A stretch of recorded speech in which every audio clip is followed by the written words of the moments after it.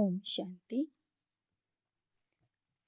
ಮುರಳಿಯ ದಿನಾಂಕ 12/12/2021.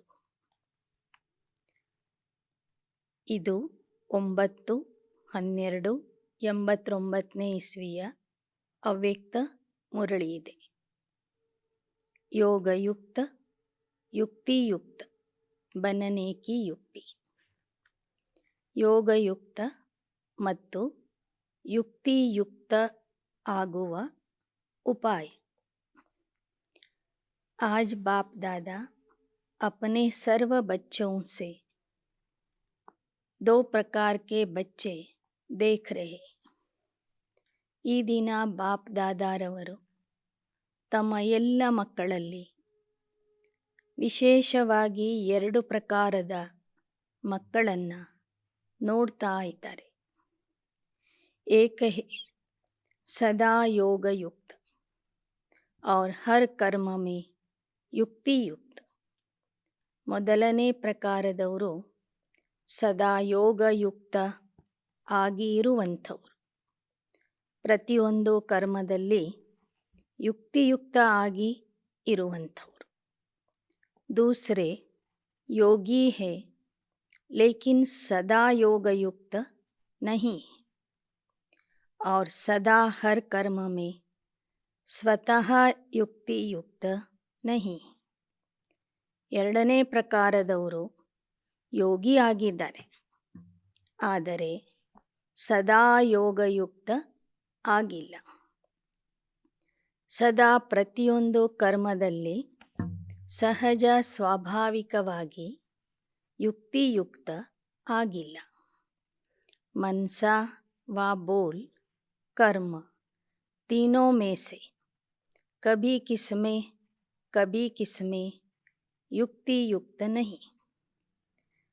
ಮನಸ್ಸು, ಶಬ್ದ ಮತ್ತು ಕರ್ಮ ಮೂರೂ ವಿಷಯದಲ್ಲಿ ಸದಾಕಾಲಕ್ಕೂ ಯುಕ್ತಿಯುಕ್ತ ಆಗಿರೋದಿಲ್ಲ. ಒಮ್ಮೆ ಒಂದು ವಿಷಯದಲ್ಲಿ ಯುಕ್ತಿಯುಕ್ತ ಆಗಿರ್ತಾರೆ, ಮತ್ತೊಮ್ಮೆ ಮತ್ತೊಂದು ವಿಷಯದಲ್ಲಿ ಯುಕ್ತಿಯುಕ್ತ ಆಗಿರ್ತಾರೆ. ಎರಡನೇ ಪ್ರಕಾರದ ಮಕ್ಕಳು.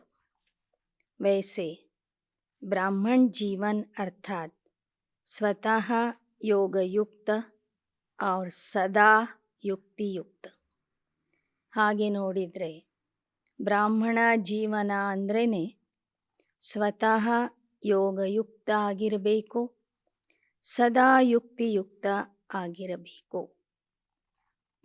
ब्राह्मण जीवन की अलौकिकता व विशेषता व न्यारा और प्यारापन यही है ಯೋಗಯುಕ್ತ. ಬ್ರಾಹ್ಮಣ ಜೀವನದ ಅಲೌಕಿಕತೆ ಅಥವಾ ವಿಶೇಷತೆ ಅಥವಾ ನ್ಯಾರ ಮತ್ತು ಪ್ಯಾರಾ ಸ್ಥಿತಿಯೇ ಆಗಿದೆ ಯೋಗಯುಕ್ತ ಮತ್ತು युक्तियुक्त आगे ನಡೆಯುವುದು. योगयुक्त और युक्तियुक्त.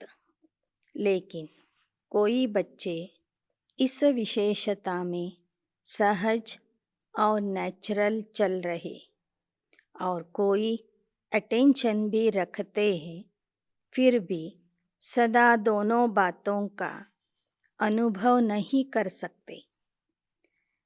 ಮಕ್ಕಳಲ್ಲಿ ಕೆಲವರು ಈ ವಿಶೇಷತೆಯನ್ನು ಸಹಜವಾಗಿ ಧಾರಣೆ ಮಾಡಿಕೊಂಡಿದ್ದಾರೆ, ಸಹಜವಾಗಿ ಈ ವಿಶೇಷತೆಯಿಂದ ನಡೀತಾ ಇದ್ದಾರೆ. ಆದರೆ ಕೆಲವರು ನಡೀತಾ ಇಲ್ಲ. ಕೆಲವರು ಈ ವಿಷಯದ ಬಗ್ಗೆ ಬಹಳ ಗಮನ ಕೊಡ್ತಾ ಇದ್ದಾರೆ, ಕೆಲವರು ಗಮನ ಕೊಡ್ತಾ ಇಲ್ಲ, ಅನುಭವನೂ ಮಾಡ್ತಿಲ್ಲ. इसका कारण क्या है? नॉलेज तो सभी को है, लक्ष्य भी सभी का एक ही है. ಜ್ಞಾನ ಎಲ್ಲರಿಗೂ ಸಿಕ್ಕಿದೆ, ಗುರಿಯೂ ಸಹ ಎಲ್ಲರದು ಒಂದಾಗಿದೆ. फिर भी कोई लक्ष्य के आधार से इन दोनों लक्ष्य अर्थात योगयुक्त और युक्ति युक्त स्थिति की अनुभूति के समीप है, और कोई कभी फास्ट पुरुषार्थ से समीप आते, लेकिन कभी समीप और कभी चलते चलते कोई न कोई कारणवश रुक जाते. ಗುರಿ ಎಲ್ಲರಿಗೂ ಒಂದೇ ಆಗಿದೆ. ಆದರೆ ಯೋಗಯುಕ್ತ ಮತ್ತು ಯುಕ್ತಿಯುಕ್ತ ಸ್ಥಿತಿಯ ಅನುಭವ ಮಾಡುವುದರಲ್ಲಿ ಕೆಲವರು ತೀವ್ರ ಪುರುಷಾರ್ಥ ಮಾಡಿ ಗುರಿಯ ಸಮೀಪ ತಲುಪ್ತಾ ಇದ್ದಾರೆ. ಕೆಲವರು ನಡೀತಾ ನಡೀತಾ ಮಧ್ಯದಲ್ಲಿ ನಿಂತ್ಕೊಂಡು ಬಿಡ್ತಾರೆ. इसलिए सदा लक्षण के समीप अनुभूति नहीं करते. ಆ ಕಾರಣದಿಂದ ಲಕ್ಷ್ಯದಂತೆ ಲಕ್ಷಣಗಳ ಅನುಭವ ಅವರು ಮಾಡ್ತಿಲ್ಲ. सर्व ब्राह्मण आत्माओं में से इस श्रेष्ठ लक्ष्य तक नंबर 1 समीप कौन है? ಇಡೀ ಬ್ರಾಹ್ಮಣ ಪರಿವಾರದಲ್ಲಿ ಅಥವಾ ಸರ್ವ ಆತ್ಮರಲ್ಲಿ ಈ ಶ್ರೇಷ್ಠ ಗುರಿಯನ್ನು ತಲುಪಿದವರು ಯಾರು?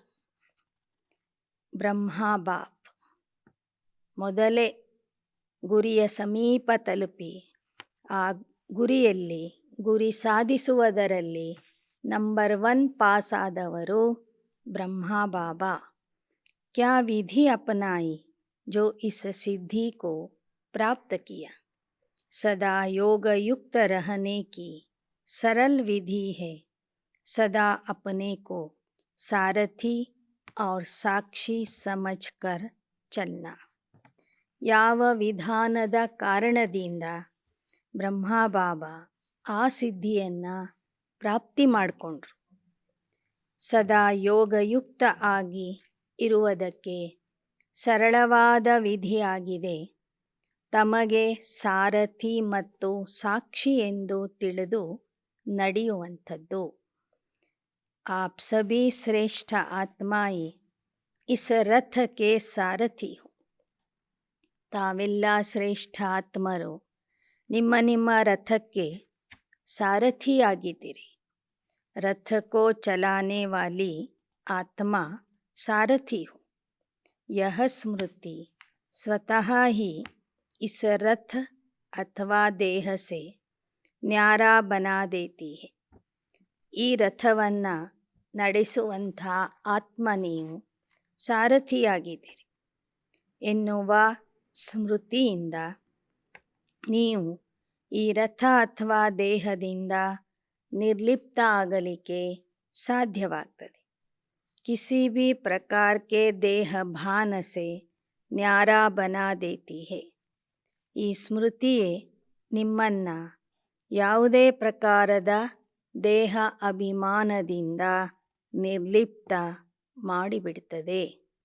ದೇಹ भान नहीं तो सहज योग युक्त बन जाते और हर कर्म में योग युक्त युक्ति युक्त ಸ್ವತಃ ಹೋ ಜಾತೆ.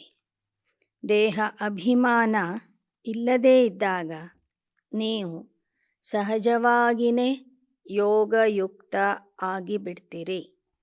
ಪ್ರತಿಯೊಂದು ಕರ್ಮದಲ್ಲಿ ಯೋಗಯುಕ್ತ ಯುಕ್ತಿಯುಕ್ತ ಆಗುವುದು ನಿಮಗೆ ಸಹಜ ಆಗಿಬಿಡ್ತದೆ.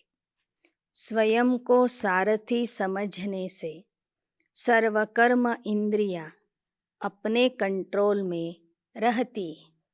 ನಿಮಗೆ ನೀವು ಸಾರಥಿ ಎಂದು ತಿಳ್ಕೊಂಡಾಗ ನಿಮ್ಮ ಎಲ್ಲ ಕರ್ಮ ಇಂದ್ರಿಯಗಳು ನಿಮ್ಮ ನಿಯಂತ್ರಣದಲ್ಲಿ ಇರ್ತವೆ. अर्थात सर्व कर्म इंद्रियों को सदा लक्ष्य और लक्षण की मंजिल के समीप लाने की कंट्रोलिंग पावर आ जाती है.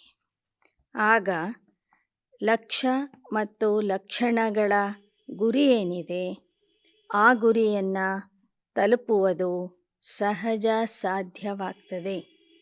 ಯಾಕೆ ಅಂದರೆ ಎಲ್ಲ ಕರ್ಮ ಇಂದ್ರಿಯಗಳ ಮೇಲೆ ನಿಮಗೆ ನಿಯಂತ್ರಣ ಮಾಡುವ ಶಕ್ತಿ ಬಂದ್ಬಿಡ್ತದೆ. ಸ್ವಯಂ ಸಾರಥಿ ಕಿಸಿ ಭಿ ಕರ್ಮ ಇಂದ್ರಿಯ ಕೆ ವಶ नहीं हो सकता, क्योंकि माया जब किसी के ऊपर भी वार करती है तो माया के वार करने की विधि यही होती है कि कोई न कोई स्थूल कर्म इंद्रियां अथवा सूक्ष्म शक्तियाँ मन बुद्धि संस्कार के ಪರವಶ ಬನಾ ದೇತಿ. ಯಾವುದೇ ಸಮಯದಲ್ಲಿ ಮಾಯೆ ನಿಮ್ಮ ಮುಂದೆ ದಾಳಿ ಮಾಡುವ ವಿಧಾನ ಯಾವುದು ಅಂದರೆ, ನಿಮ್ಮ ಒಂದಿಲ್ಲ ಒಂದು ಸ್ಥೂಲ ಕರ್ಮ ಇಂದ್ರಿಯಗಳ ಮೂಲಕ ಅಥವಾ ಸೂಕ್ಷ್ಮ ಶಕ್ತಿಗಳಾದಂತಹ ಮನಸ್ಸು ಬುದ್ಧಿ ಸಂಸ್ಕಾರದ ಮೂಲಕ ನಿಮ್ಮನ್ನು ಪರವಶ ಮಾಡಿಬಿಡ್ತದೆ. ಆ ಮನ ಬುದ್ಧಿ ಸಂಸ್ಕಾರಗಳಿಗೆ ಅಧೀನ ಮಾಡಿಸ್ತದೆ ಅಥವಾ ಸ್ಥೂಲ ಕರ್ಮ ಇಂದ್ರಿಯಗಳಿಗೆ ಅಧೀನ ಮಾಡಿಸಿಬಿಡ್ತದೆ. आप सारथी आत्माओं को जो महामंत्र वशीकरण मंत्र बाप से मिला हुआ है उसको परिवर्तन कर वशीकरण के बजाय वशीभूत बना देती.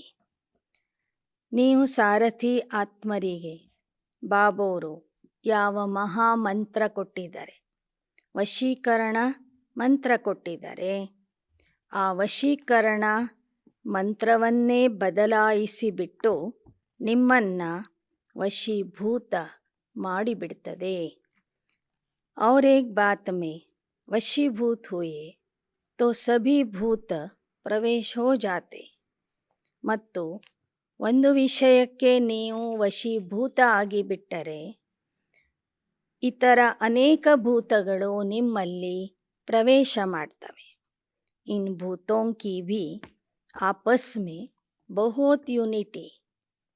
ಈ ಭೂತಗಳಿಗೂ ಪರಸ್ಪರದಲ್ಲಿ ಬಹಳ ಏಕತೆ ಇದೆ. एक भूत आया तो वह सभी का ಆವಾಹನ ಕರೆಗ. ಒಂದು ಭೂತ ನಿಮ್ಮಲ್ಲಿ ಪ್ರವೇಶ ಮಾಡಿಬಿಡ್ತು ಅಂದರೆ ಆ ಭೂತ ಅನೇಕ ಭೂತಗಳನ್ನು ಆವಾಹನೆ ಮಾಡ್ತದೆ. फिर क्या होता है, यह भूत सारथी से स्वार्थी बना देते. ಒಂದು ವಿಷಯದಲ್ಲಿ ನೀವು ವಶೀಭೂತ ಆಗಿಬಿಟ್ಟರೆ ಅನೇಕ ಭೂತಗಳು ನಿಮ್ಮಲ್ಲಿ ಬಂದು ಸೇರ್ಕೊಳ್ತವೆ. ಆಗ ಆ ಭೂತಗಳು ನಿಮ್ಮನ್ನು ಸಾರಥಿಯ ಬದಲಾಗಿ ಸ್ವಾರ್ಥಿಯನ್ನಾಗಿ ಮಾಡಿಬಿಡ್ತವೆ. और आप क्या करते हो, जब सारथीपन की स्मृति में आते हो तो भूतों को भगाने की युद्ध करते. ಆಗ ನೀವು ಏನು ಮಾಡ್ತೀರಿ ಅಂದರೆ, ಮತ್ತೆ ನಿಮಗೆ ಸಾರಥಿ ಸ್ಥಿತಿಯ ಸ್ಮೃತಿ ಬಂದಾಗ ಆ ಭೂತಗಳನ್ನು ಓಡಿಸುವುದಕ್ಕಾಗಿ ಯುದ್ಧ ಮಾಡ್ತೀರಿ. युद्ध की स्थिति को योगयुक्त ಸ್ಥಿತಿ नहीं कहेंगे. ಯುದ್ಧದ ಸ್ಥಿತಿಗೆ ಯೋಗಯುಕ್ತ ಸ್ಥಿತಿ ಅಂತ ಹೇಳೋದಿಲ್ಲ. इसलिए योगयुक्त व युक्तियुक्त मंजिल के समीप जाने के बजाय रुक जाते. ಆ ಕಾರಣದಿಂದ ಯೋಗಯುಕ್ತ ಮತ್ತು ಯುಕ್ತಿಯುಕ್ತ ಆಗುವ ಗುರಿ ಏನಿದೆ ಆ ಗುರಿಗೆ ಸಮೀಪ ತಲುಪುವುದರ ಬದಲಾಗಿ ನೀವು ಮಧ್ಯದಲ್ಲಿ ನಿಂತ್ಕೊಂಡ್ಬಿಡ್ತೀರಿ. और पहला नंबर स्थिति से दूसरे नंबर में आ जाते. ಆಗ ನೀವು ಮೊದಲನೇ ಸ್ಥಾನದಿಂದ ಎರಡನೇ ಸ್ಥಾನಕ್ಕೆ ಹೋಗಿಬಿಡ್ತೀರಿ. सारथी अर्थात वश होने वाले नहीं, लेकिन वश कर ಚಲಾನೆ ವಾಲೆ. ಸಾರಥಿ ಅಂದರೆ ಕರ್ಮ ಇಂದ್ರಿಯಗಳಿಗೆ ವಶ ಆಗುವಂಥವರಲ್ಲ, ಆದರೆ ಕರ್ಮ ಇಂದ್ರಿಯಗಳನ್ನು ತಮ್ಮ ವಶದಲ್ಲಿ ಮಾಡಿಕೊಂಡು ಆ ಕರ್ಮ ಇಂದ್ರಿಯಗಳ ಮೇಲೆ ನಿಯಂತ್ರಣ ಮಾಡುತ್ತಾ ಕರ್ಮ ಇಂದ್ರಿಯಗಳನ್ನು ನಡೆಸುವಂಥವರು. तो आप सब कौन हो, ಸಾರಥಿ ಹೋನಾ. ತಾವೆಲ್ಲರೂ ಏನಾಗಿದ್ದೀರಿ, ಸಾರಥಿ ಆಗಿದ್ದೀರಲ್ವಾ. ಸಾರಥಿ ಅರ್ಥಾತ್ ಆತ್ಮ ಅಭಿಮಾನಿ, क्योंकि आत्मा ही सारथी है. ಸಾರಥಿ ಅಂದರೆ ಆತ್ಮಾಭಿಮಾನಿ. ಯಾಕೆ ಅಂದರೆ ಆತ್ಮನೇ ಸಾರಥಿಯಾಗಿದೆ. ब्रह्मा बाप ने इस विधि से नंबर 1 की सिद्धि प्राप्त की, इसलिए बाप भी इसका सारथी बना. ಬ್ರಹ್ಮಾ ಬಾಬವರು ಈ ವಿಧಾನದಿಂದಲೇ ನಂಬರ್ 1 ಸಿದ್ಧಿಯನ್ನು ಪಡ್ಕೊಂಡ್ರು. ಆ ಕಾರಣದಿಂದ ಶಿವಬಾಬಾ ಇವರ ರಥಕ್ಕೆ ಸಾರಥಿಯಾದರು. सारथी बनने का यादगार बाप ने करके दिखाया. ಸಾರಥಿ ಆಗುವುದು ಹೇಗೆ ಅಂತ ಶಿವಬಾಬವರು ಆ ಒಂದು ಕರ್ತವ್ಯವನ್ನು ಮಾಡಿ ತೋರಿಸಿದರು. ಬ್ರಹ್ಮ ಬಾಬವರು ಸಹ ಸಾರಥಿ ಸ್ಥಿತಿಯಲ್ಲಿ ಇರುವುದು ಹೇಗೆ ಅಂತ ಮಾಡಿ ತೋರಿಸಿದರು. ಫಾಲೋ ಫಾದರ್ ಕರೋ. ಈಗ ನೀವು ಆ ಬ್ರಹ್ಮ ತಂದೆಯನ್ನು ಅನುಕರಣೆ ಮಾಡಿ. ದೇಹವೆಂಬ ರಥದಲ್ಲಿ ಇದ್ದರೂ ಸಹ ಹೇಗೆ ಸಾರಥಿಯಾಗಿ ನಡೆಯುವುದು ಅನ್ನೋದನ್ನು ಬ್ರಹ್ಮ ತಂದೆಯಿಂದ ಕಲಿರಿ. सारथी बन सदा सारथी जीवन में अति न्यारी और प्यारी स्थिति का अनुभव कराए, क्योंकि देह को अधीन कर बाप प्रवेश होते अर्थात सारथी बनते हैं. ಸಾರಥಿ ಜೀವನ ಅಂದ್ರೇ ನ್ಯಾರ ಮತ್ತು ಪ್ಯಾರ ಜೀವನ ಎಂಬ ಅನುಭವ ಬ್ರಹ್ಮ ಬಾಬಾ ಮಾಡಿ ತೋರಿಸಿದರು. ಶಿವಬಾಬವರು ಸಹ ಅದನ್ನೇ ಮಾಡಿ ತೋರಿಸಿದರು. ದೇಹವನ್ನು ಅಧೀನ ಮಾಡಿಕೊಂಡು ಶಿವಬಾಬಾ ಬ್ರಹ್ಮ ತಂದೆಯ ದೇಹದಲ್ಲಿ ಪ್ರವೇಶ ಮಾಡ್ತಾರೆ, ಅಂದರೆ ಸಾರಥಿ ಆಗ್ತಾರೆ. ದೇಹಕ್ಕೆ ಅಧೀನ ನಹಿ ಬಂತೆ. ಪರಮಾತ್ಮ ಬ್ರಹ್ಮಾರವರ ದೇಹದಲ್ಲಿ ಬಂದಾಗ ಅವರ ದೇಹಕ್ಕೆ ಅಧೀನ ಆಗೋದಿಲ್ಲ, ಆದರೆ ದೇಹದಲ್ಲಿ ಇದ್ದರೂ ಸಹ ನ್ಯಾರ ಮತ್ತು ಪ್ಯಾರ ಆಗಿರ್ತಾರೆ. ऐसे ही आप सभी ब्राह्मण आत्माएं बाप समान सारथी की स्थिति में रहो. जैसे बाप देह के अधीन नहीं बनते, इसलिए न्यारा और प्यारा है. ಹಾಗೆಯೇ ನೀವೆಲ್ಲ ಬ್ರಾಹ್ಮಣ ಆತ್ಮರು ತಂದೆಯ ಸಮಾನ ಸಾರಥಿ ಸ್ಥಿತಿಯಲ್ಲಿ ಇದ್ದು ನಡೀರಿ. ಚಲ್ತೆ ಫಿರ್ತೆ ಯಹ ಚೆಕ್ ಕರೋ कि मैं सारथी अर्थात सर्व कर्म इंद्रियों को चलाने वाली न्यारी और प्यारी ಸ್ಥಿತಿ में ಸ್ಥಿತ हूँ. ಆದ್ದರಿಂದ ಆಗಾಗ ನೋಡ್ಕೊಳ್ಳಿ, ನೀವು ಸಾರಥಿಯಾಗಿ ನಿಮ್ಮ ಸೂಕ್ಷ್ಮ ಮತ್ತು ಸ್ಥೂಲ ಕರ್ಮ ಇಂದ್ರಿಯಗಳನ್ನು ನಡೆಸ್ತಾ ಇದ್ದೀರಾ. ಆ ಥರ ನೀವು ನ್ಯಾರ ಮತ್ತು ಪ್ಯಾರ ಸ್ಥಿತಿಯಲ್ಲಿ ಇರುವಂತಹ ಸಾರಥಿ ಆತ್ಮ ಆಗಿದ್ದೀರಾ. ಬೀಚ ಬೀಚ ಮೇ ಯಹ ಚೆಕ್ ಕರೋ. ಮಧ್ಯ ಮಧ್ಯದಲ್ಲಿ ಇದನ್ನೇ ನೀವು ಚೆಕ್ ಮಾಡ್ಕೊಳ್ಳಿ. ऐसे नहीं कि सारा दिन बीत जाए फिर रात को ಚೆಕ್ ಕರೋ. ಈ ಥರ ಅಲ್ಲ, ಇಡೀ ದಿನ ಕಳೆದ ನಂತರ ರಾತ್ರಿ ಸಮಯದಲ್ಲಿ ಮಾತ್ರ ಚೆಕ್ ಮಾಡ್ಕೊಳ್ಳೋದು ಅಂತಲ್ಲ. ಕಮಾಯಿ ಸೆ ಗಯಾ इसलिए गंवा करके होश में नहीं आना. बीच बीच में ಚೆಕ್ ಕರ್.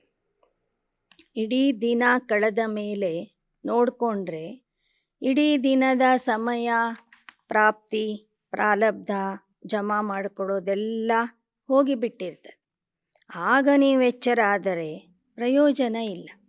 ಆದ್ದರಿಂದ ಮಧ್ಯ ಮಧ್ಯದಲ್ಲಿನೇ ಆಗಾಗ ಚೆಕ್ ಮಾಡ್ಕೊಳ್ಳಿ. ಯ ಸ್ವತಃ ನ್ಯಾಚುರಲ್ ಸಂಸ್ಕಾರ ಬನಾವು ಕೌನ್ಸ ಚೆಕಿಂಗ್ ಕಾ.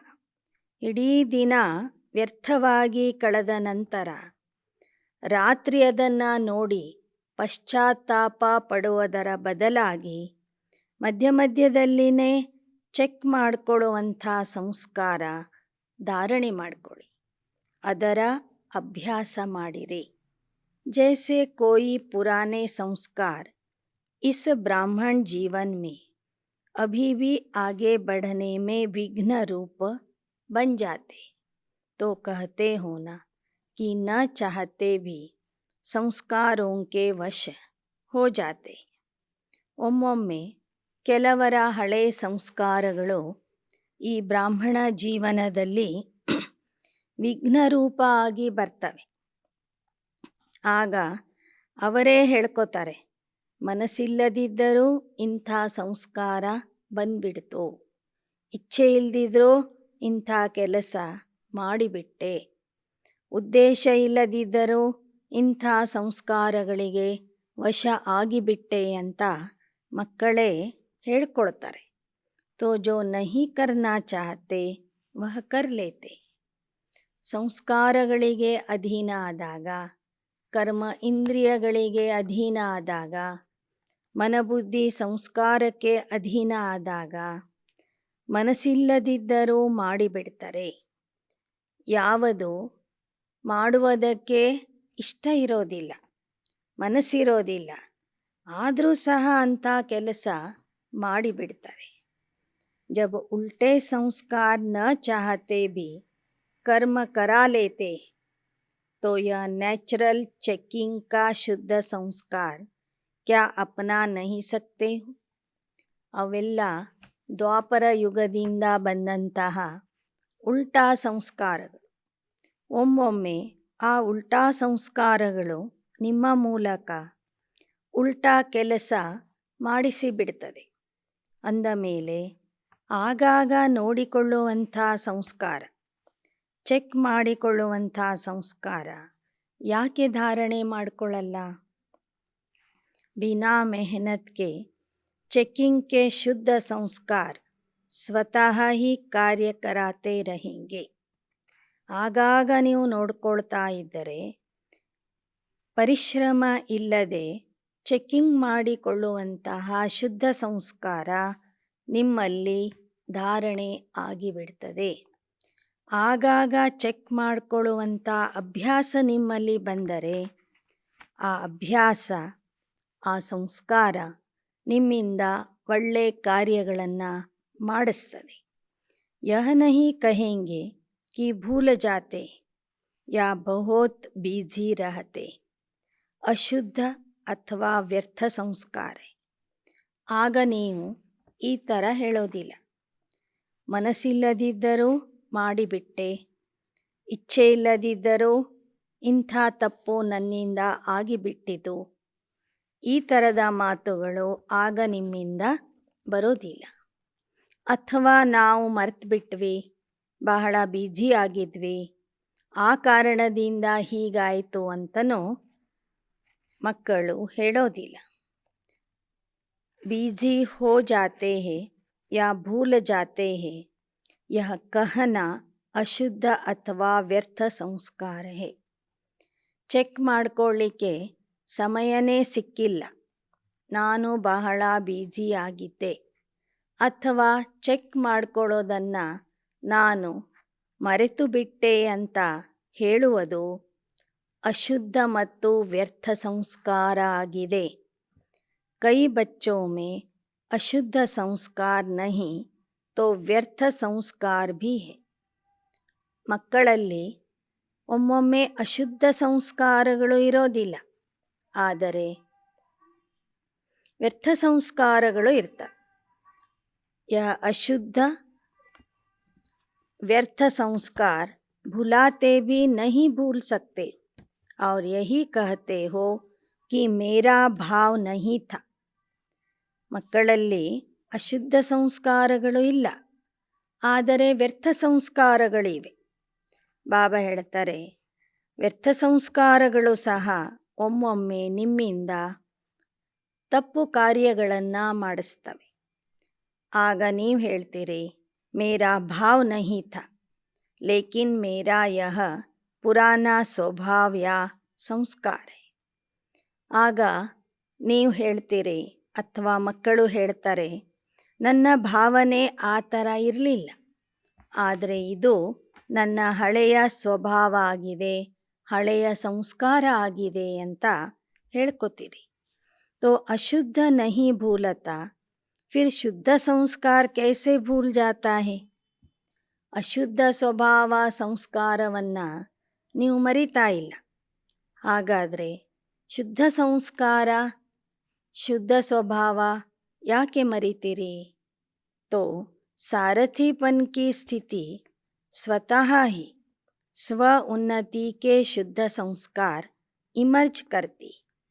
ಸಾರಥಿತನದ ಸ್ಥಿತಿ ಏನಿದೆ ಅದು ಸ್ವತಃ ಮಕ್ಕಳಲ್ಲಿ ಸ್ವ ಉನ್ನತಿಯ ಶುದ್ಧ ಸಂಸ್ಕಾರಗಳನ್ನು ಇಮರ್ಜ್ ಮಾಡ್ತದೆ. और नेचुरल समय प्रमाण सहज ಚೆಕ್ಕಿಂಗ್ ಹೋತಿ रहेगी. ಆಗ ಆ ಮಕ್ಕಳು ಸಹಜ ಸ್ವಾಭಾವಿಕವಾಗಿ ಸಮಯಕ್ಕೆ ಆಗಾಗ ತಮ್ಮ ಚೆಕ್ಕಿಂಗನ್ನು ಮಾಡಿಕೊಡ್ತಾರೆ. अशुद्ध आदत से मजबूर हो जाते हो और इस आदत से मजबूत हो जाएंगे. ಅಶುದ್ಧ ಅಭ್ಯಾಸಗಳ ಕಾರಣದಿಂದ ನೀವು ಅಸಹಾಯಕ ಆಗಿಬಿಡ್ತೀರಿ, ದುರ್ಬಲ ಆಗ್ತೀರಿ. ಆದರೆ ತಂದೆ ಹೇಳಿದ ಈ ಸಂಸ್ಕಾರದಿಂದ ಈ ಅಭ್ಯಾಸದಿಂದ ನೀವು ಶಕ್ತಿಶಾಲಿ ಆಗ್ತೀರಿ, मजबूत ಆಗ್ತೀರಿ, ಗಟ್ಟಿ ಆಗ್ತೀರಿ. तो सुना सदा योग युक्त युक्ति युक्त रहने की विधि क्या हुई? ಸಾರಥಿ ಬನ್ಕರ್ ಚಲ್ನ. ಹಾಗಾದರೆ ಯೋಗಯುಕ್ತ ಮತ್ತು ಯುಕ್ತಿಯುಕ್ತ ಆಗಿ ಇರುವುದಕ್ಕೆ ವಿಧಾನ ಬಾಬಾ ಯಾವ ವಿಧಾನವನ್ನು ತಿಳಿಸಿದ್ರು? ವಿಧಾನ ಯಾವುದು? ಸಾರಥಿ ಬನ್ ಚಲ್ನ, ಸದಾ ಸಾರಥಿಯಾಗಿ ನಡೆಯುವುದು. ಸಾರಥಿ ಸ್ವತಃ ಹಿ ಸಾಕ್ಷಿ ಹೋ ಕುಚ್ ಭಿ ಕರೆಂಗೆ ದೇಖೆಂಗೆ ಸುನೆಂಗೆ. ಸಾರಥಿಯಾದಂಥವರು ಸ್ವತಃ ಸಾಕ್ಷಿ ಆಗಿಬಿಡ್ತಾರೆ. ಸಾಕ್ಷಿ ಆಗಿಯೇ ಅವರು ಕಾರ್ಯ ಮಾಡ್ತಾರೆ, ಸಾಕ್ಷಿಯಾಗಿ ನೋಡ್ತಾರೆ, ಸಾಕ್ಷಿಯಾಗಿ ಕೇಳ್ತಾರೆ. साक्षी बन देखने सोचने करने सब में सब कुछ करते भी ನಿರ್ಲೇಪ रहे.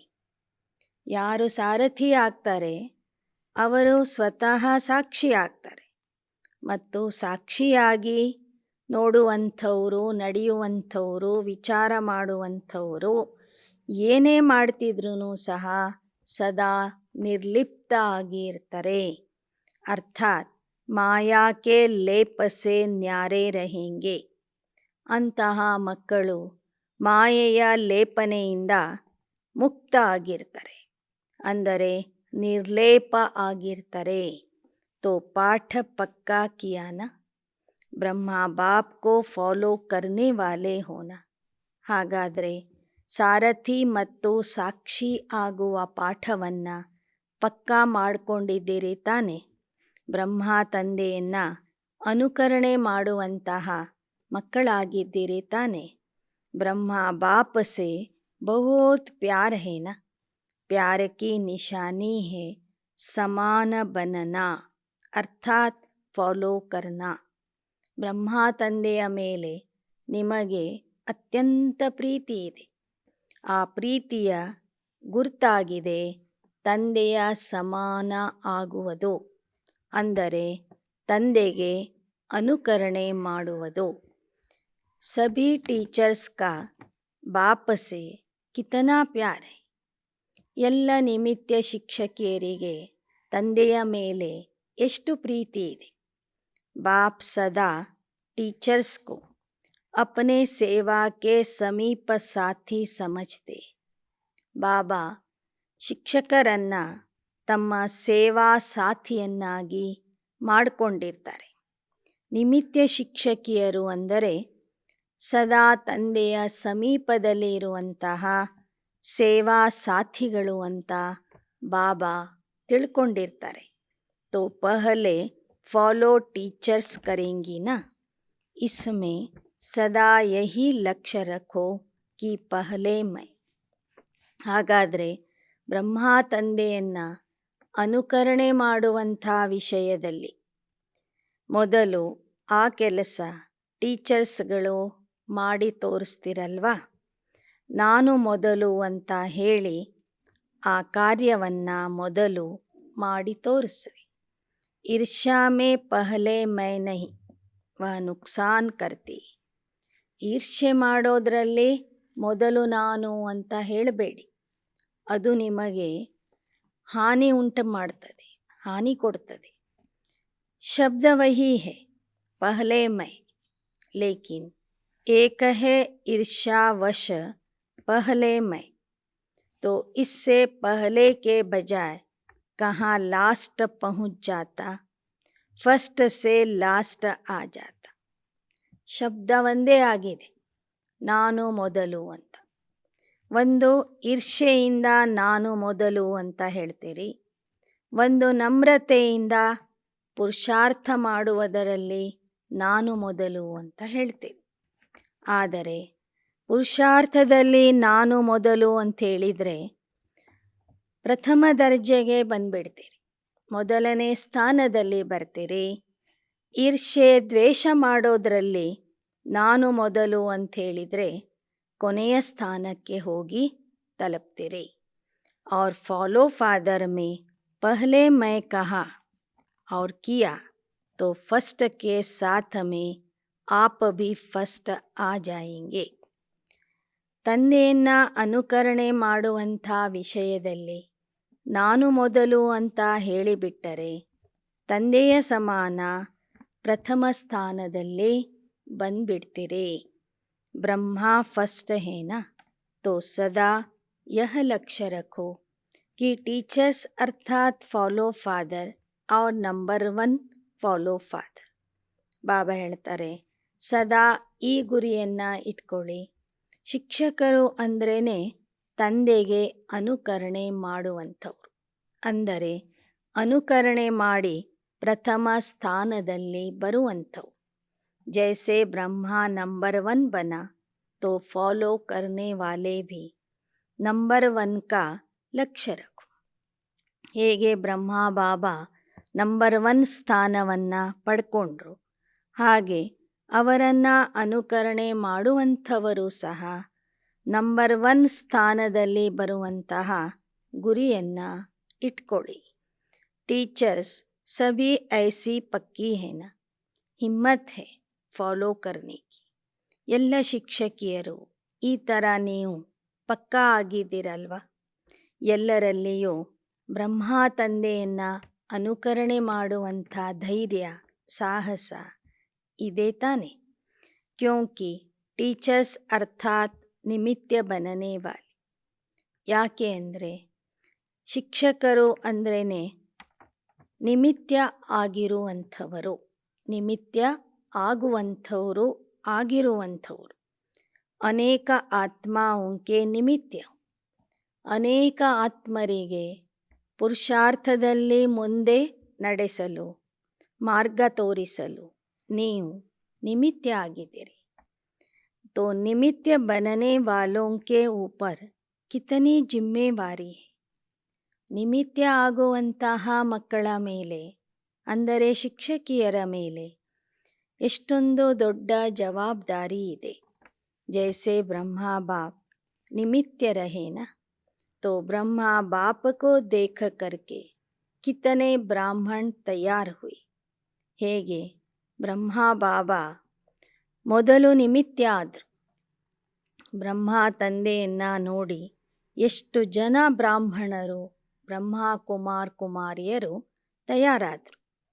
ऐसे ही टीचर्स कोई भी कार्य करती हो, चाहे खाना बना रही हो, चाहे सफाई कर रही हो, लेकिन हर कर्म करते यह स्मृति रहे कि मैं निमित्य हूँ. ಹಾಗೆಯೇ ನಿಮಿತ್ಯರು, ನೀವು ಯಾವುದೇ ಕೆಲಸ ಮಾಡ್ತಿದ್ರೂ, ಅಡುಗೆನೇ ಮಾಡ್ತಾಯಿರಿ, ಸ್ವಚ್ಛತೆಯ ಕೆಲಸನೇ ಮಾಡ್ತಾಯಿರಿ, ಆದರೆ ಪ್ರತಿಯೊಂದು ಕರ್ಮ ಮಾಡುವಾಗ ನೆನ್ಪಿಟ್ಕೊಳ್ಳಿ, ನಾನು ನಿಮಿತ್ಯ ಆಗಿದ್ದೇನೆ. ಅನೇಕ ಆತ್ಮಾओं के प्रति जो और जैसा मैं करूँगी, मुझ निमित्त आत्मा को देख और भी करेंगे. ಅನೇಕ ಆತ್ಮರ ಪ್ರತಿಯಾಗಿ ಸದಾ ಶುಭ ಸಂಕಲ್ಪ ಇರಲಿ. ಸದಾ ನೆನ್ಪಿಟ್ಕೊಳ್ಳಿ, ನಾನು ಹೇಗೆ ಮಾಡ್ತೀನಿ, ಏನು ಮಾಡ್ತೀನಿ ಅದನ್ನು ನೋಡಿ ಮಾಡುವಂಥವರು ನನ್ನ ಹಿಂದೆ ಬಹಳ ಜನ ಇದ್ದಾರೆ ಅನ್ನೋದನ್ನು ನೆನ್ಪಿಟ್ಕೊಳ್ಳಿ. ನಾನು ನಿಮಿತ್ಯ ಆತ್ಮನನ್ನು ನೋಡಿ ನಡೆಯುವಂಥವರು ಸಾವಿರಾರು ಜನ ನನ್ನ ಹಿಂದೆ ಇದ್ದಾರೆ ಅನ್ನೋದನ್ನು ಸದಾ ನೆನ್ಪಿಟ್ಕೊಳ್ಳಿ.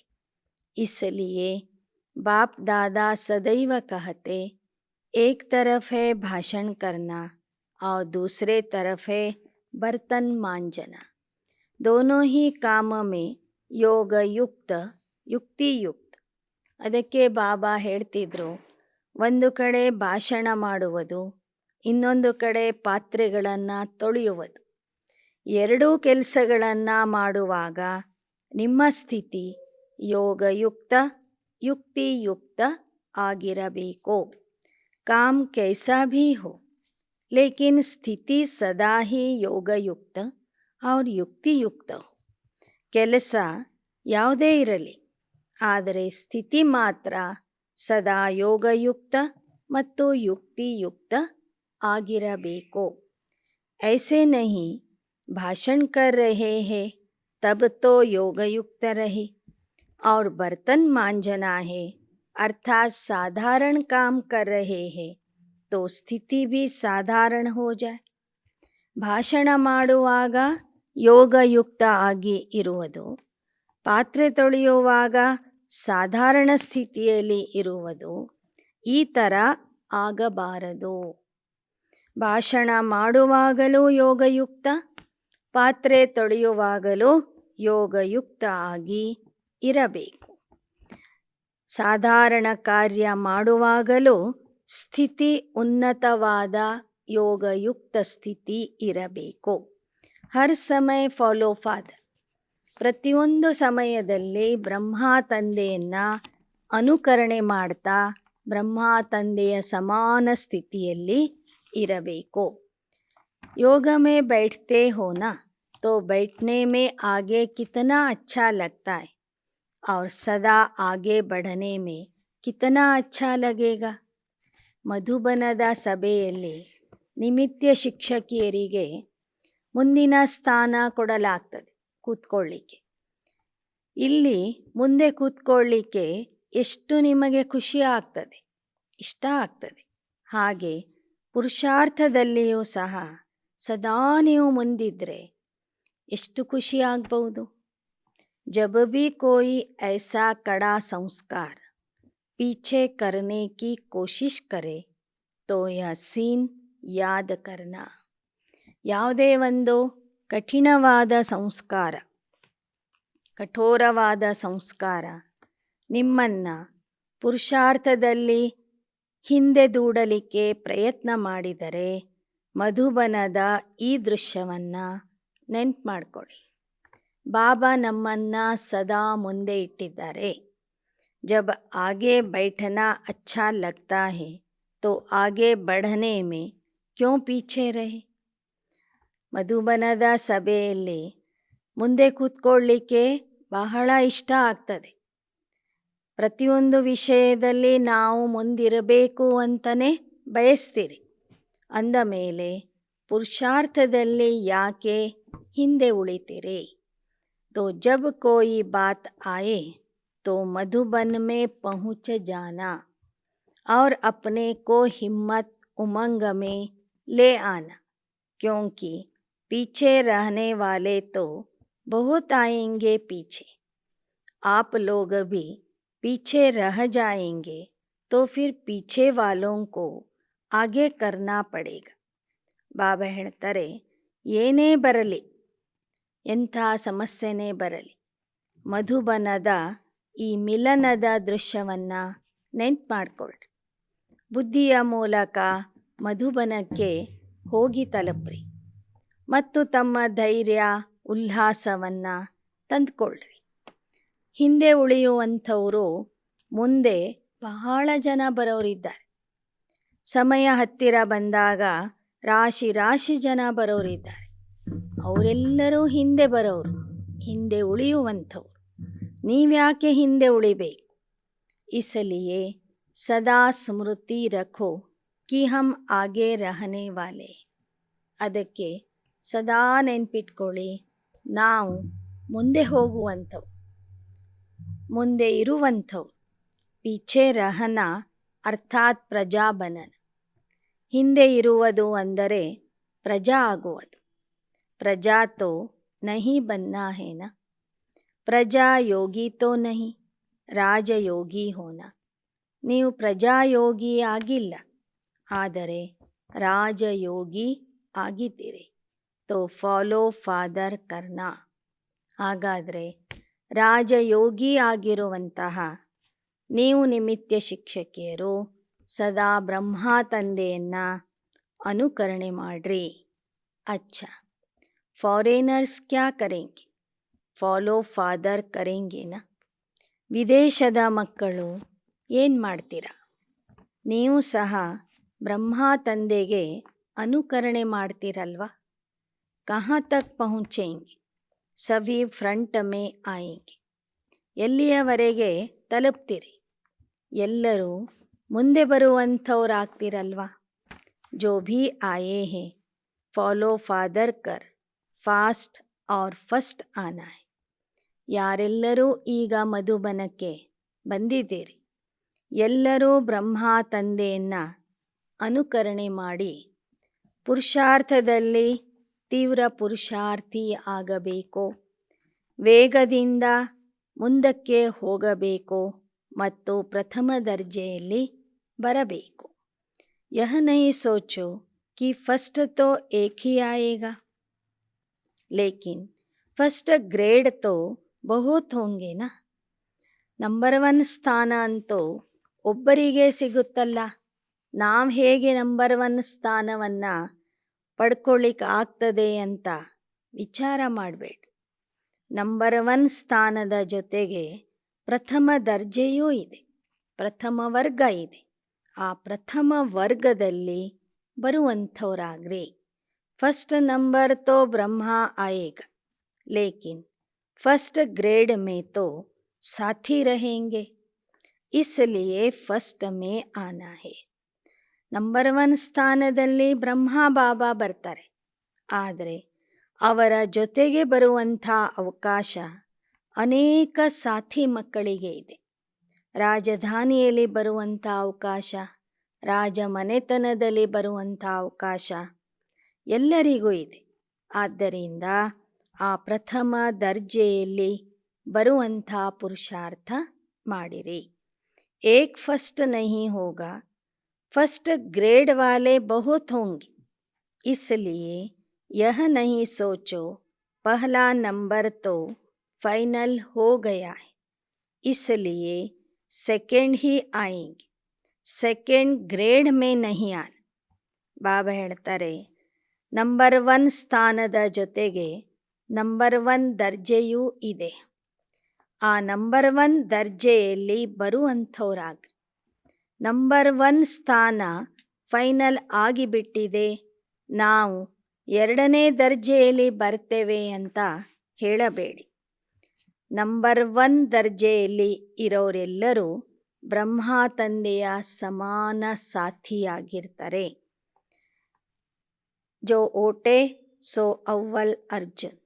ಅದಕ್ಕೆ ಬಾಬಾ ಹೇಳ್ತಾರೆ, ಯಾರು ಪುರುಷಾರ್ಥದಲ್ಲಿ ಮೊದಲು ನಾನು ಅಂಥೇಳಿ ಪ್ರತಿಯೊಂದು ಕಾರ್ಯದಲ್ಲಿ ಮುಂದೆ ಬಂದು ಪುರುಷಾರ್ಥ ಮಾಡ್ತಾರೆ, ಅವರೇ ಅರ್ಜುನ ಆಗ್ತಾರೆ.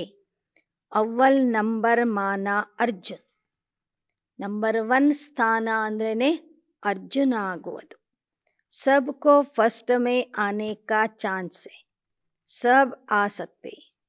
ಎಲ್ಲರಿಗೂ ಪ್ರಥಮ ದರ್ಜೆಯಲ್ಲಿ ಪ್ರಥಮ ವರ್ಗದಲ್ಲಿ ಬರುವ ಅವಕಾಶ ಇದೆ, ಎಲ್ಲರೂ ಬರಬಹುದು. ಫಸ್ಟ್ ಗ್ರೇಡ್ ಬೇಹದ್ ಹೈ, ಕಮ್ ನಹಿ. ಮೊದಲನೇ ದರ್ಜೆ ಅಂದರೆ ಅದು ಬೇಹದ್ದಿನ ದರ್ಜೆ ಆಗಿದೆ, ಅಲ್ಲಿ ಅನೇಕ ಸ್ಥಾನಗಳಿವೆ, ಕಡಿಮೆ ಇಲ್ಲ ಅಂತ ಹೇಳ್ತಾರೆ ಬಾಬಾ. तो सभी फर्स्ट में आएंगे ना, ಪಕ್ಕಾ ಹೇ?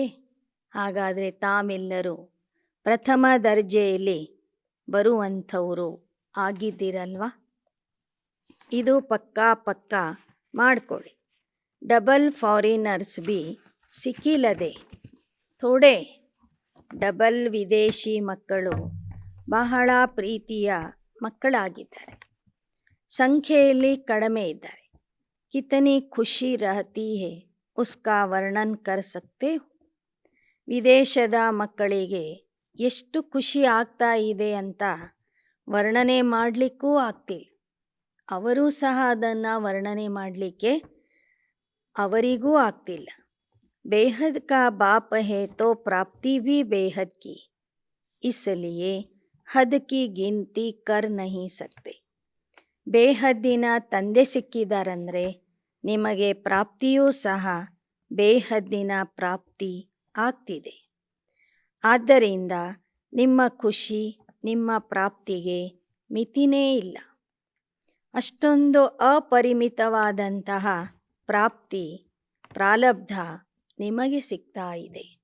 ಬಾಪ್ ದಾದಾ ತೋ डबल विदेशी बच्चों को तीव्र पुरुषार्थ की रफ्तार से देख खुश होते. ಡಬಲ್ ವಿದೇಶಿ ಮಕ್ಕಳು ತೀವ್ರ ವೇಗದಿಂದ ಮಾಡ್ತಿರುವಂತಹ ಪುರುಷಾರ್ಥ ನೋಡಿ ಬಾಬೋರ್ಗೂ ಸಹ ಖುಷಿ ಆಗ್ತಾ ಇದೆ. ಭಾರತವಾಸಿ ತೋ ಭಾರತ್ ಕಿ ಬಾತೋಂ ಕೋ ಜಾನ್ತೆ. ಭಾರತವಾಸಿ ಮಕ್ಕಳು ಭಾರತದ ಮಾತುಗಳನ್ನು ತಿಳ್ಕೊಂಡಿದ್ದೀರಿ. ಲೇಕಿನ್ ಯಹ ಲೋಗ್ ನ ಜಾನ್ತೆ ಭಿ ಇತನೆ ಸಮೀಪ ತೀವ್ರ ಪುರುಷಾರ್ಥಿ ಬನೆ. ಆದರೆ ವಿದೇಶದ ಮಕ್ಕಳು ಏನೇ ಗೊತ್ತಿಲ್ಲದೆ ಇದ್ದರೂ ಸಹ ಭಾರತದ ಸಂಸ್ಕೃತಿಗೆ, ಭಾರತದ ತಂದೆಗೆ ಸಮೀಪ ಬಂದು ತಲುಪಿದ್ದಾರೆ, ತೀವ್ರ ಪುರುಷಾರ್ಥಿ ಆಗಿದ್ದಾರೆ. ತೋ ಕಮಾಲ್ ಕಿ ಹೇನ. ಹಾಗಾದರೆ ಇವರು ಮಾಡಿದ ಕೆಲಸ ಚಮತ್ಕಾರದ ಕೆಲಸ ಆಗಿದೆ ಅಲ್ವಾ? ತೋ ಡಬಲ್ ಲಕ್ಕಿ ಹೋಗೈ. ಡಬಲ್ ವಿದೇಶಿ ಮಕ್ಕಳು ಡಬಲ್ ಲಕ್ಕಿ ಆಗಿದ್ದಾರೆ, ಡಬಲ್ ಭಾಗ್ಯಶಾಲಿ ಆಗಿದ್ದಾರೆ. और भारतवासियों को क्या नशा है कि हम ही हर कल्प में ಅವಿನಾಶಿ ಭಾರತವಾಸಿ ಬನೆಂಗೆ. ಭಾರತವಾಸಿ ಮಕ್ಕಳಿಗೆ ಯಾವ ನಶೆ ಇದೆ? ನಾವೇ ಕಲ್ಪಕ್ಕೂ ಅವಿನಾಶಿ ಭಾರತವಾಸಿ ಆಗ್ತೇವೆ. ಯಹ ನಶಾ ಹೇನ ಅವಿನಾಶಿ ಖಂಡ ಭಾರತ. ನಮ್ಮ ದೇಶ, ನಮ್ಮ ಖಂಡ ಅವಿನಾಶಿ ಖಂಡ ಆಗಿದೆ ಎಂಬ ನಶೆ ಭಾರತವಾಸಿ ಮಕ್ಕಳಲ್ಲಿ ಇದೆ. ಹರೇಕ ಅಪ್ನಾ ನಶಾ. ಇನ್ನು ವಿದೇಶಿಯರಿಗೆ ನಾವು ವಿದೇಶದ ಸಂಸ್ಕೃತಿಯಲ್ಲಿ ಬೆಳೆದರೂ ಸಹ ಭಾರತದ ತಂದೆಯನ್ನು ಗುರ್ತಿಸಿದ್ದೇವೆ, ಭಾರತದ ದೇವತಾ ಧರ್ಮಕ್ಕೆ ನಾವು ಬರೋರಿದ್ದೇವೆ ಎಂಬ ನಶೆ ವಿದೇಶದ ಮಕ್ಕಳಲ್ಲಿ ಇದೆ. ಸಭಿ ಕೋ ಭಾರತ್ ಮೇ ಹಿ ಆನಾ ಪಡೇಗಾ ನಾ, ಔರ್ ಆಪ್ ಬೈಠೆ ಹಿ ಭಾರತ್ ಮೇ. ಇನ್ನು ಭಾರತವಾಸಿಗಳಿಗೆ ಏನು ನಶೆ ಇದೆ ಅಂದರೆ, ಕೊನೆ ಸಮಯದಲ್ಲಿ ದೇವತಾ ಧರ್ಮಕ್ಕೆ ಬರುವಂಥ ಎಲ್ಲ ಆತ್ಮರು ಭಾರತಕ್ಕೆ ಬರಬೇಕು. ವಿದೇಶದಲ್ಲಿ ಇದ್ದವರೂ ಸಹ ಭಾರತಕ್ಕೆ ಬರಬೇಕು. ನಾವಂತೂ ಅದೇ ಭಾರತದಲ್ಲಿ ಇದ್ದೇವೆ ಎಂಬ ನಶೆ ಭಾರತೀಯರಲ್ಲಿ ಇದೆ. अच्छा, ऐसे सदा ब्रह्मा बाप को फॉलो करने वाले, सदा स्वतः योग युक्त, युक्ति युक्त रहने वाले, सदा सारथी बन कर्म इंद्रियों को श्रेष्ठ मार्ग पर चलाने वाले.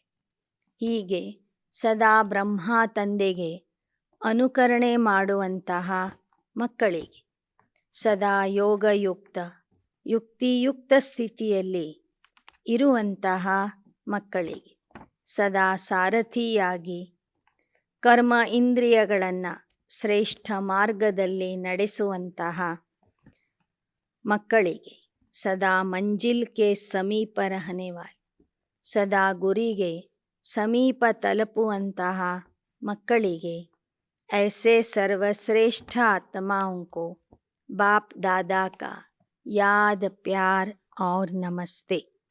ಇಂತಹ ಸರ್ವಶ್ರೇಷ್ಠ ಆತ್ಮರಿಗೆ ಬಾಪ್ ದಾದಾರವರ ನೆನಪು ಪ್ರೀತಿ ಮತ್ತು ನಮಸ್ತೆ. वरदान.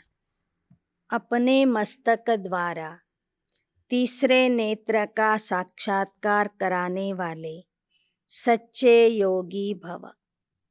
ತಮ್ಮ ಮಸ್ತಕದ ಮೂಲಕ ಮೂರನೇ ನೇತ್ರದ ಸಾಕ್ಷಾತ್ಕಾರ ಮಾಡಿಸುವಂತಹ ಸತ್ಯ ಯೋಗಿ ಆಗಿರಿ.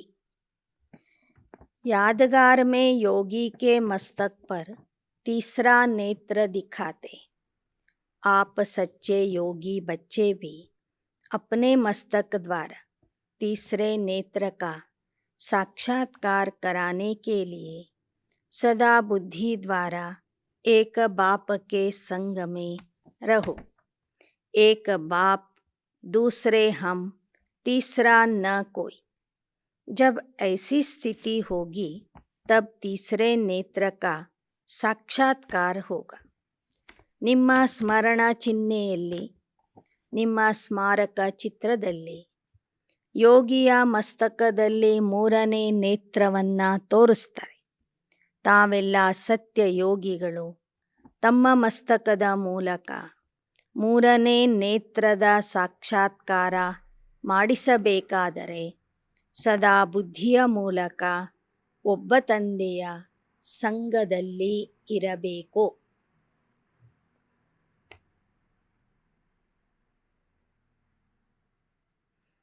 एक बाप, दूसरे हम, तीसरा न कोई.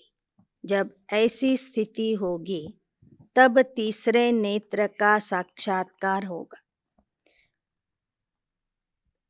ಒಬ್ಬ ತಂದೆ, ಇನ್ನೊಬ್ಬನು ನಾನು, ಮೂರನೆಯವರು ಯಾರೂ ಇಲ್ಲ ಎಂಬ ಸ್ಥಿತಿಯಲ್ಲಿ ಇದ್ದರೆ ನಿಮ್ಮ ಮೂಲಕ ಮೂರನೇ ನೇತ್ರದ ಸಾಕ್ಷಾತ್ಕಾರ ಆಗ್ತದೆ. अगर बुद्धि में कोई तीसरा आ गया तो फिर तीसरा नेत्र बंद हो जाएगा. ನಾನು ಮತ್ತು ತಂದೆಯ ವಿನಃ ಮೂರನೆಯವರು ಬುದ್ಧಿಯಲ್ಲಿ ಬಂದುಬಿಟ್ರೆ ನಮ್ಮ ಮೂರನೇ ನೇತ್ರ ಮುಚ್ಚಿ ಹೋಗುವುದು. इसलिए ಸದೈವ ತೀಸರಾ ನೇತ್ರ ಖುಲಾ ರಹೆ. ಅದಕ್ಕಾಗಿ ಬಾಬಾ ಹೇಳ್ತಾರೆ, ಸದಾ ನಿಮ್ಮ ಮೂರನೇ ನೇತ್ರ ತೆರೆದಿರಲಿ. इसके लिए याद रखना कि तीसरा न कोई. ಅದಕ್ಕಾಗಿ ನೆನ್ಪಿಟ್ಕೊಳ್ಳಿ, ನಾನು ಮತ್ತು ತಂದೆಯ ವಿನಃ ಮೂರನೆಯವರ ನೆನಪು ನಮಗೆ ಬರಬಾರದು. ಮೂರನೆಯವರು ನಮಗೆ ಯಾರೂ ಇಲ್ಲ ಅಂಥೇಳಿ. ಶ್ಲೋಗನ್. ಇಂದಿನ ಆದರ್ಶ ವಾಕ್ಯ, प्रश्न चित्त बनना अर्थात परेशान होना और परेशान करना. ಪ್ರಶ್ನ ಚಿತ್ತ ಆಗುವುದು ಅಂದರೆ ನಾವು ತೊಂದರೆಗೆ ಒಳಗಾಗುವುದು, ಇತರರಿಗೂ ತೊಂದರೆ ಕೊಡುವುದು ಅಂತ ಅರ್ಥ. ಪ್ರಶ್ನಚಿತ್ತ ಆಗುವುದು ಅಂದರೆ ನಮ್ಮ ಪರಿಸ್ಥಿತಿಯನ್ನು, ನಮ್ಮ ಮನಸ್ಥಿತಿಯನ್ನು ಕೆಡಿಸಿಕೊಳ್ಳುವುದು ಮತ್ತು ಇತರರ ಮನಸ್ಥಿತಿಯನ್ನು ಸಹ ಕೆಡಿಸುವುದಾಗಿದೆ. ಓಂ ಶಾಂತಿ.